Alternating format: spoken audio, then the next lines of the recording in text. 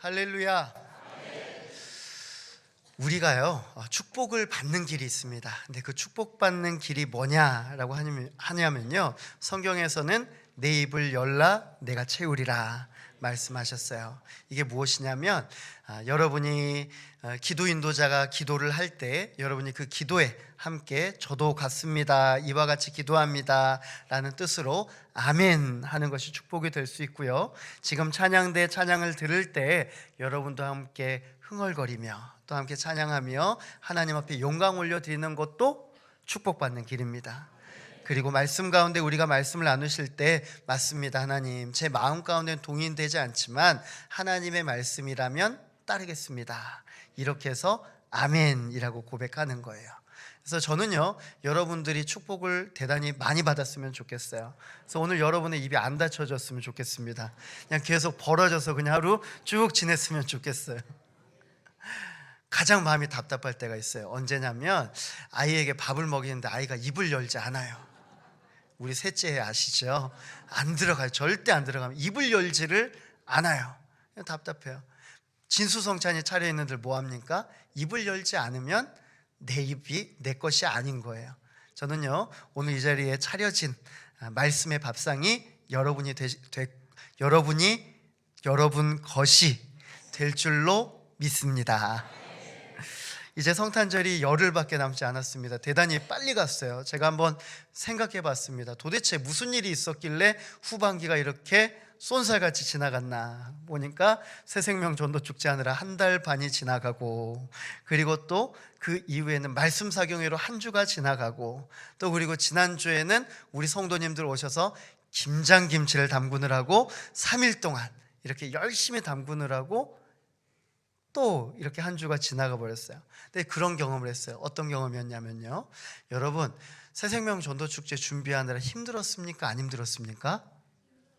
예, 의도를 잘 파악하셔야 돼요. 힘들었다라고 얘기해 주셔야 돼요. 힘들었어요. 이게 여러분 말씀 사경에 그 시간에 나오려면 힘듭니까? 안 힘듭니까? 힘들었어요. 여러분 김장할 때, 김장하시는 우리 성도님들 나오실 때 힘들까요? 안 들까요? 힘듭니다. 근데 힘든 자리에 우리가 참여하는 거예요. 왜요? 돈 줍니까? 돈 아니에요. 무엇 때문일까요? 그 가운데 바로 기쁨이 있기 때문입니다. 저는 다른 기쁨은 제가 이해를 했는데 김장하면서 그렇게 기뻐하실 줄은 몰랐어요. 성도님들이 엄청나게 김장김치를 무치면서도 막 흥얼거리면서 좋아하시더라고요. 박장대소가 끊이지를 않아요. 여러분 그랬으면 좋겠어요. 우리의 가장 큰 기쁨은 어디에서 오는 것이냐? 바로 주님께서 주시는 기쁨인 줄로 믿습니다. 제가 이때쯤에서는요 꼭 생각나는 하나의 에피소드가 있어요. 그게 뭐냐면 제가 20대 초반에 뉴질랜드에서 이제 1년간 어학연수를 했는데 그 중에 반년 동안을 아르바이트를 했습니다. 근데 어떤 아르바이트를 했냐? 차량 픽업 아르바이트를 했어요. 그래서 학교에 오는 새로운 학생들을 공항까지 데리러 갔다가 그리고 모셔오는 이제 그 역할을 한 것이죠. 크리스마스 즈음에서도 한 학생이 이제 뉴질랜드로 온다고 합니다. 그래서 제가 그 학생을 맞이하러 공항에 나갔습니다. 사람들이 많이 있어요. 그래서 입국장이 기다리고 있는데 한 무리만 조금 달라요. 뭐가 다른가 하고 보니까 다 빨간 옷을 입고 있는 거예요. 근데 빨간 옷을 입었는데 자세히 또 보니까 산타클로스 복장을 다 하고 있는 거예요. 근데 우리에게 어쩌면 단순한 이벤트로 여겨질 수 있잖아요. 산타클로스 복장, 두꺼운 복장. 근데 여러분 뉴질랜드는요 우리나라와 기후가 정반대입니다. 우리나라의 12월 겨울이잖아요. 그 나라는 여름이에요. 근데 여름에 두꺼운 이 빨간 이 산타클로스 옷을 입고 기다리는 거예요. 궁금했어요. 그래서 그분들을 한번 바라보고 있었어요. 입국장에 사람이 쭉 쏟아지는데 그 중에 한 여학생이 나옵니다. 그랬더니 이들이 환호하기 시작했어요. 보니까 할아버지에서부터 부모님에서부터 형제 자매까지 다 산타클로스 복장을 입고 이 오랫동안 공부하고 온 것 같아요. 이제 그 여학생을 맞아주는 거예요. 근데 여러분 얼마나 행복해요. 옆에 있는 사람들도 덩달아 막 환호해요. 막 기뻐갖고 박수 치면서 막 정말 좋아합니다. 그런데 조금 있다가 막 기쁨의 자리가 어떤 자리로 바뀌냐면 눈물의 자리로 바뀌더라고요. 제가 그때 생각했어요. 정말로 기쁘면 눈물이 흐르는 거구나. 여러분 그런 경험 해보신 적 있으십니까? 정말 기뻐서 눈물이 흘러나오는 거예요. 저는요, 우리가 대림절을 맞이하여서 오신 예수 그리스도를 우리가 간절히 맞이하고 있는데, 과연 우리의 기쁨은 어디에 있는가? 세상의 기쁨은요, 화려한 크리스마스 장식과 즐거운 캐롤, 그리고 그 외의 연말 회식 자리를 통하여서 기뻐합니다. 근데 우리는 그 기쁨이 어떤 기쁨입니까? 단순히 환희입니까? 아닌 것 같아요. 예수 그리스도가 나에게 오실 수밖에 없는 이유가 무엇인가? 이것을 생각하면요, 나는 오늘 눈물을 흘릴 수밖에 없는 거예요. 기쁨이 눈물이 되는 것, 그것이 바로 우리의 신앙인 줄로 믿습니다. 우리는 정말 기쁘면 눈물이 나옵니다. 예수님께서 이제 이 땅에 오실 때 얼마 남지 않았죠. 세상 사람들은 즐거워하지만 우리 가운데선 즐거움을 넘어 하나의 슬픔이 담겨져 있는 것입니다. 기다림이 클수록 우리에게는 기쁨과 함께 눈물이 함께하는 것이죠. 사랑하는 성도 여러분, 대림절 오실 예수 그리스도를 간절히 기쁨을 넘어서 눈물로 감격으로 기다리시는 우리 성도님들 되시기를 축원합니다. 빌립보서는 무슨 서신이라고 하죠? 기쁨의 서신이라고 합니다. 기쁨. 기뻐하라. 바울 사도가 계속해서 기뻐하라라고 말합니다. 그런데 사실 빌립보서를 읽어보면 기뻐할 상황이 별로 없습니다. 사실은 거의 없다시피 해요. 하지만 바울 사도는 기뻐하라라고 말합니다. 바울은 로마 감옥에 갇혀 있고 사형 선고를 받을 수도 있는 상황에 처해 있었습니다. 뿐만이 아니라 빌립보 교회 외부에서는 이단이 침입하고 있었고요, 내부에서는 갈등이 있었습니다. 공동체가 분열을 일으키고 있었죠. 그러니까 바울 사도가 지금 말한 기뻐하라 라는 것은 지금 기뻐할 환경 가운데 기쁨을 드러내십시오, 이것이 아니라 기뻐하지 않을 상황 가운데서 여러분의 신앙으로 기뻐하십시오, 이렇게 말씀하고 계시는 거예요. 그리스도인에게 기쁨은 외부 환경에서 오는 것이 아닙니다. 그리스도인에게 기쁨은요, 내 안에 계신 예수 그리스도께로부터 오는 기쁨인 줄로 믿습니다. 여러분, 기쁨이 무엇입니까? 기쁨. 우리에게 기쁜 소식을 무엇이라고 하죠? 바로 복음이라고 하잖아요. 복음. 그렇다면 내 안에 기뻐할 이유가 있다면 그것은 세상 가운데 내 삶에 드러난 여러 가지 만족스러운 환경이 아니라 바로 예수 그리스도의 복음이 내 안에 있는 것, 그것만으로 우리에게는 충분히 감사하고 기뻐할 만한 조건을 가지고 있다라는 거예요. 사랑하는 성도 여러분, 주 안에서 기뻐한다라는 것, 주 안에서 기뻐한다, 이것은 바울 사도의 권면이 아니라 바울 사도의 명령입니다. 어찌 보면 복음을 받은 사람들에게 주어진 당연한 반응이 기쁨이다라는 것이죠. 내 안에 복음을 가지고 있는데 내 삶에 오신 예수 그리스도가 바로 기쁜 소식인데 그것을 소유한 우리가 슬퍼해야 할 이유는 전혀 없는 것이죠. 그런데 여기에서 아주 중요한 단어가 나옵니다. 바로 주 안에서입니다. 주 안에서. 함께 따라해 보겠습니다. 주 안에서. 주 안에서. 여러분, 오늘 여러분이 가져가야 될 단어가 있다면 바로 이 주 안에서 딱 하나입니다. 주 안에서.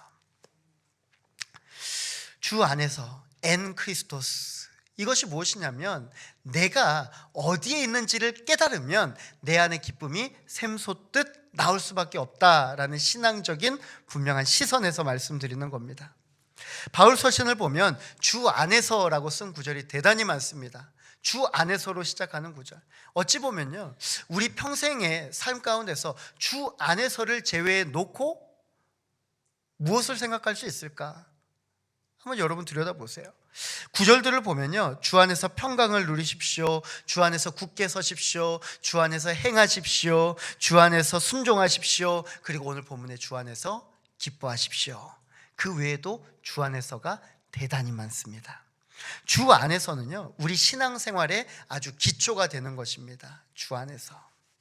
오늘 본문은 이 중에서 우리가 가진 기쁨의 근원이 어디에서부터 시작하는지 분명하게 말씀하고 있습니다.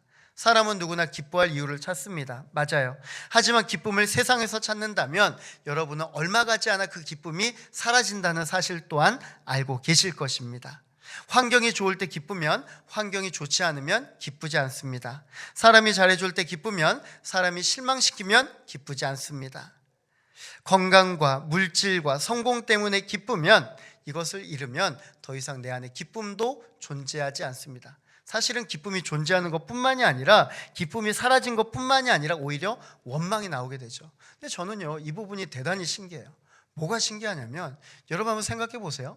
우리가 세상 가운데 기쁨의 요소를 찾아요. 그렇죠? 이것이 기쁨입니까? 이것이 기쁨입니까? 여러분은 삶의 자리에서 끊임없이 기쁨을 추구합니다. 그런데 기쁨이 드러나지 않아요. 그럼 뭐예요? 원망을 해요. 그럼 누구에게 원망이 옳습니까? 세상을 원망해야 돼 오는데 나는 세상을 갈구하면서 원망은 누구한테 하냐면 하나님 앞에 해요. 지금까지 하나님 보지도 않아갖고 갑자기 고개를 돌려갖고 하나님을 원망하는 거예요. 이해가 되지 않잖아요. 애초에 하나님을 바라보면서 기쁨을 구했다면 하나님께서 기쁨을 주실 텐데 우리는 세상을 바라보면서 나의 기쁨이 무엇인가라고 물으면서 기쁨을 찾아 헤매다가 기쁨을 내가 가지지 못하면 세상을 하나님을 향해서 하나님 왜 나에게 기쁨 안 주십니까?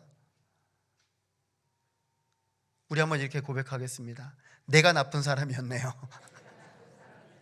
여러분 그렇지 않으세요? 사랑하는 성도 여러분, 세상의 기쁨은요 조건적 기쁨입니다. 정확합니다. 그러니 만약에 세상의 기쁨을 추구하신다면 아주 하나의 짧은 시간의 기쁨만으로 만족해야 됩니다. 그런데요, 만약에 여러분이 영원한 기쁨을 추구하신다면 주 안에서 기쁨을 찾으시기를 바랍니다. 바울의 기쁨은 예수 그리스도 안에서 이미 완성된 구원에서 출발하는 기쁨이었습니다. 그러니 이미 기쁨으로 출발을 한 거예요. 내가 기쁨을 찾아가는 것이 아니라 기쁨에서 출발하는 겁니다. 그러니 여러분, 기쁨에서 출발하는데 기쁨이 샘솟듯하는데 내가 기쁘지 않을 이유가 무엇이 있겠습니까? 주 안에서는요 계속해서 기쁨이 샘솟듯하는 것입니다. 한번 주 안에서 기쁨을 딱 뚫어 놓으면요 그 통로에서 계속해서 기쁨이 넘쳐나는 거예요. 4절의 말씀 우리 함께 볼까요? 시작. 주 안에서 항상 기뻐하라. 내가 다시 말하노니 기뻐하라. 아멘. 우리는 기뻐할 때가 있어요. 그렇죠? 근데 기뻐하지 않을 때도 있어요. 사실은 오락가락해요. 오늘 여러분의 삶도 마찬가지일 거예요. 어제는 기뻐했지만 오늘은 그렇지 않을 수도 있는 거예요. 기쁨을 말하는 영어 단어가 몇 가지가 있습니다. 우리가 흔히 행복하다라고 하는 단어 해피가 있고요. 그리고 또 하나의 단어 글래드가 있습니다. 그리고 또 하나의 단어 리조이스가 있습니다. 근데 해피, 글래드, 리조이스 이것은요 다 뜻이 달라요. 해피는요 상황과 환경에 좌우되는 기쁨입니다. 상황에 따라서, 환경에 따라서 기뻤다가 안 기뻤다가 하는 거예요. 글래드는 뭐냐면요 지금 이 순간이 기쁜 거예요. 그럴 때 글래드라는 표현을 씁니다. 그리고요 리조이스는 무엇이냐면 이것이 중요한데요 바로 밑바탕부터 본질로부터 시작한 반복적인 의지적인 기쁨을 이야기를 합니다. 그래서 여러분께 질문 드립니다. 오늘 이 4절에 기뻐하라라는 단어는 이 셋 중에 어떤 단어로 쓰였을까요? 예, 맞아요. 리조이스예요. 리조이스. 기뻐하라. 이 기쁨은 소멸되지 않는 기쁨이에요. 순간적인 세상의 기쁨이 아니라 영원한 기쁨을 리조이스라고 말하는 겁니다. 여러분, 조이는 기쁨이잖아요. 근데 리조이는 무엇입니까? 다시예요. 다시. 어원을 살펴보면 다시 기뻐하는 것. 이것을 신앙적으로 해석하면 다시 기쁨의 자리로 나오는 것. 여러분, 우리의 인생의 기쁨의 첫 번째가 무엇이었습니까? 제가 조금 전에 말씀드렸던 예수 그리스도께서 우리를 위해 죽으시고 나를 구원하신 것, 이것이 첫 번째 기쁨이라고 말씀드렸습니다. 그렇다면 이제 이 기쁨으로 시작된 것이 소멸되지 않는다는 거예요. 계속해서 이 기쁨이 샘솟듯해야 정상이 되는 것입니다. 리는 반복입니다. 반복. 신앙생활은요 반복해야 합니다. 반복. 근데 무엇을 반복하느냐? 바로 결단과 훈련을 반복해야 됩니다. 여러분 그렇잖아요. 한번 내가 신앙 안에서 잘 살아보겠습니다. 결단했어요. 근데 조금 있으면 어때요? 이 결단이 무너져요. 그럼 어떻게 해야 돼요? 아유 나는 안 되네 그렇게 내버려 둡니까? 아니에요. 여러분 다이어트 결단하시죠? 다이어트 결단 한 번 해서 안 되면 포기하십니까? 아니에요. 다시 하잖아요. 내가 포기해도 그 다음번에 또다시 다이어트 해야지. 마찬가지예요. 우리가 넘어져도요 중요한 것이 무엇이냐면 다시 일어나서 결단하는 것. 주 안에서 기뻐하라는 것도 마찬가지입니다. 세상 가운데 기뻐하지 않는 이유가 얼마나 많아요. 하지만 우리가 그리스도인이라면 기뻐하지 않을 이유에서도 다시 한번 결단하고 주님 앞에 나아오는 것이에요. 따라해 보겠습니다. 기쁨은 반복해야 체질이 됩니다. 기쁨은요, 반복해야 체질이 됩니다. 리조이스. 계속해서 내가 기뻐해야지. 근데 그 기쁨을 어디서 찾는 것입니까? 주 안에서 찾는 그 기쁨의 습관이 여러분의 습관이 되시기를 간절히 소망합니다. 여러분, 혹시 우리의 삶이 기쁘시지 않다면 예수 그리스도를 바라보시기를 바랍니다. 리조이스는요, 기쁨의 근원 되시는 예수 그리스도를 바라볼 때 우리는 항상 기뻐할 수 있다라는 분명한 확신을 가지게 합니다. 우리를 위해 이 땅에 오신 것으로 예수 그리스도의 일이 끝난 것이 아닙니다. 여전히 예수 그리스도께서는 여러분과 함께 하셔서 기쁨의 조건 되시는 줄로 믿습니다. 여러분, 세계에서 최고로 높은 산이 에베레스트 산이잖아요. 에베레스트 산의 높이가 몇 미터인지 아시죠? 1부 예배 때 한 분 아셨는데 2부 예배 때는 그래도 한 3분 정도는 아시지 않을까? 다 아시죠? 8,848m입니다. 근데 여러분, 이 에베레스트 산 등정하는 걸 최고의 목표로 삼는 산악인들이 참 많이 있잖아요. 여러분, 질문 드릴게요. 그러면 언제 가장 먼저 에베레스트 산이 정복되었을까요? 대략적으로. 네. 선물 드릴게요.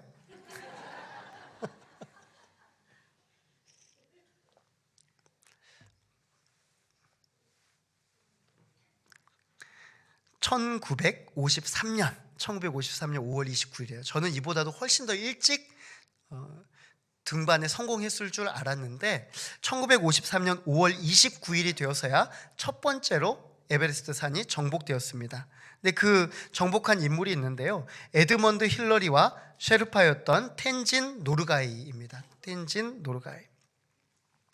세상 사람들은요, 정상에 선 순간을 최고의 기쁨이라고 생각합니다. 그렇죠.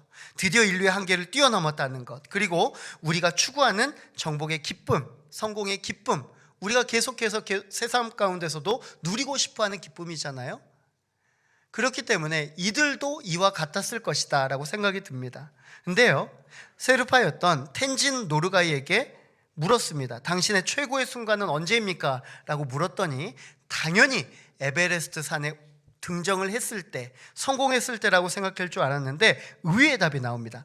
정말 큰 기쁨과 안도감은 정상에서가 아니라 그날 저녁 캠프로 돌아와 힐러리와 내가 함께 텐트 안에서 따뜻한 차를 마시며 서로가 살아 돌아왔음을 확인할 때였습니다. 에베레스트 산을 정복한 후에 정상에서 한 어느 정도 있었을 것 같아요, 여러분? 15분 있었대요. 15분. 딱 15분이요. 15분 동안의 정상의 기쁨을 누렸습니다. 근데 정복의 기쁨은 15분 후에는 다 소멸되어 버렸습니다. 하지만 안전하게 해산해서 텐트 안에서 함께 나누는 차 한 잔, 그 가운데서 나누는 그 안정감이 이들에게 커다란 행복을 주고 지속되는 기쁨을 주었다라고 말을 합니다. 우리의 삶은 때로는요, 춥고 어두운 에베레스트 산의 혹한과 같습니다. 계속해서 끊임없이 우리는 정상을 정복하려고 합니다. 여러분의 인생의 가운데서 계속해서 여러분이 정복하고자 하는 산이 있을 거예요. 그것을 이루면 뭐합니까? 그걸로 끝납니까? 아니에요. 우리는 또 다른 산을 정복하려고 합니다.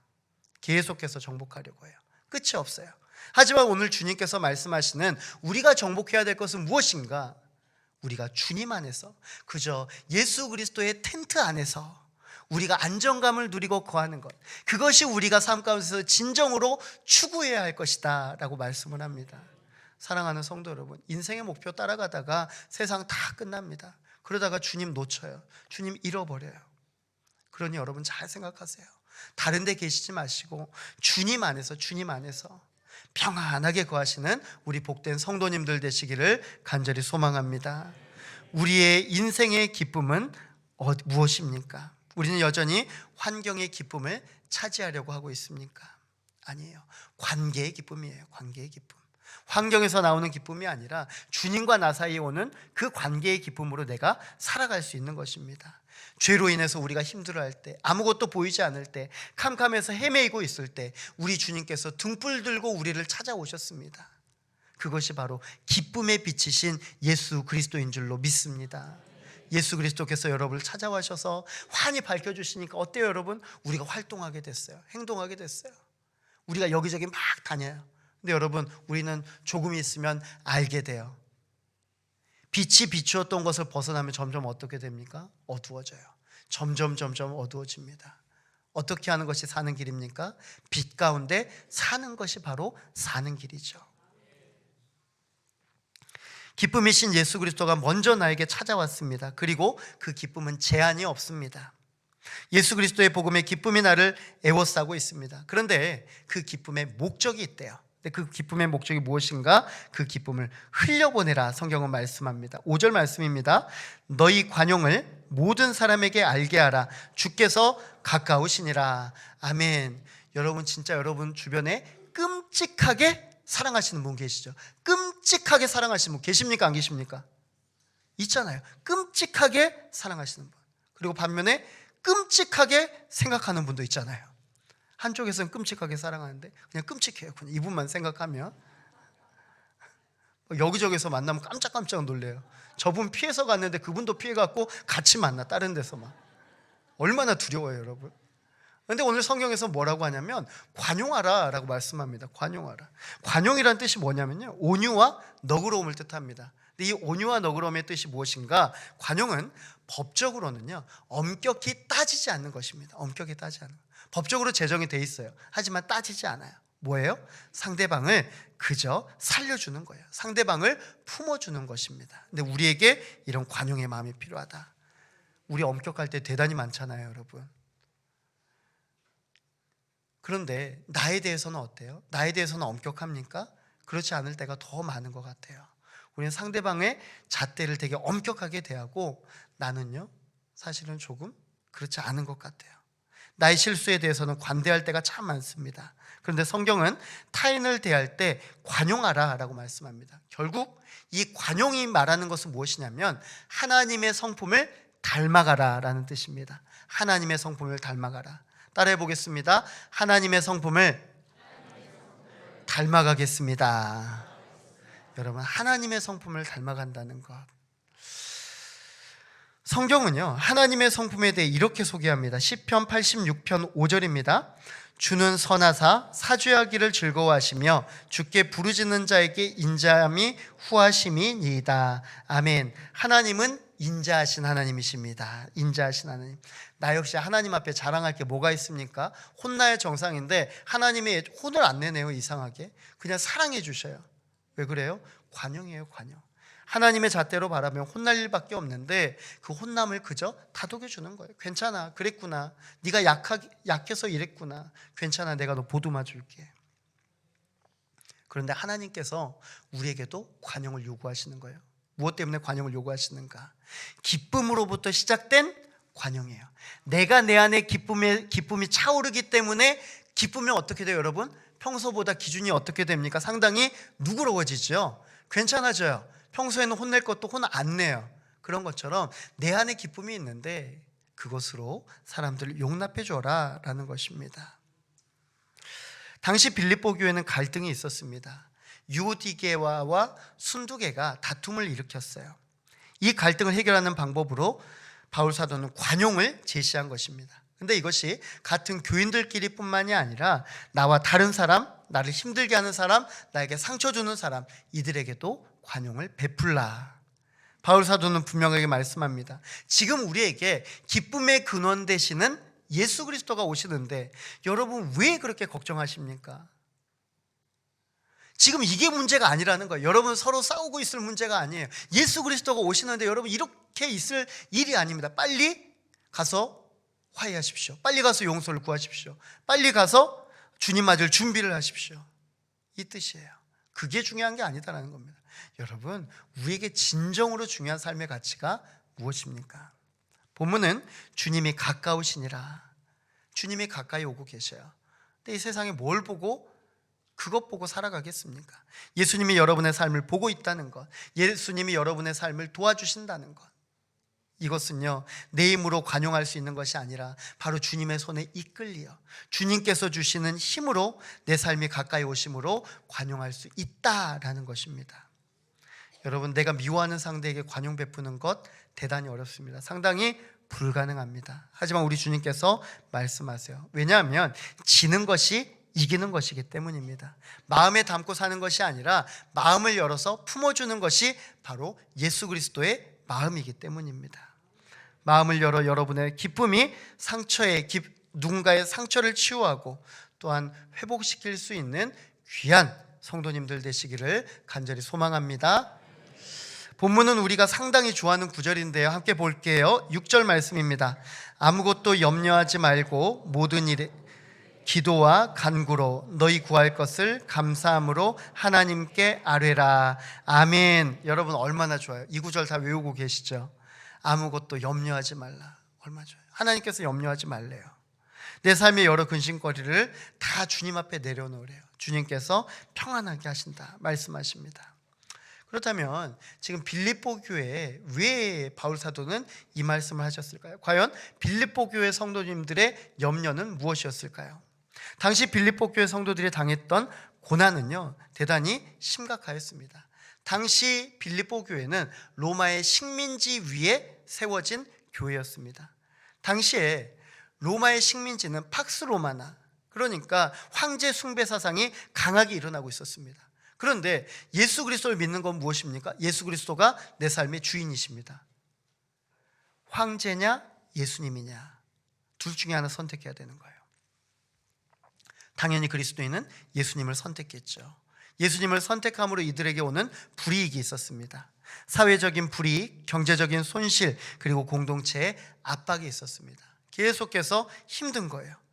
고난이 계속되니까 성도들이 염려하는 것은 당연하였습니다. 지금 우리가 염려하는 것이요 차원이 다릅니다. 차원이.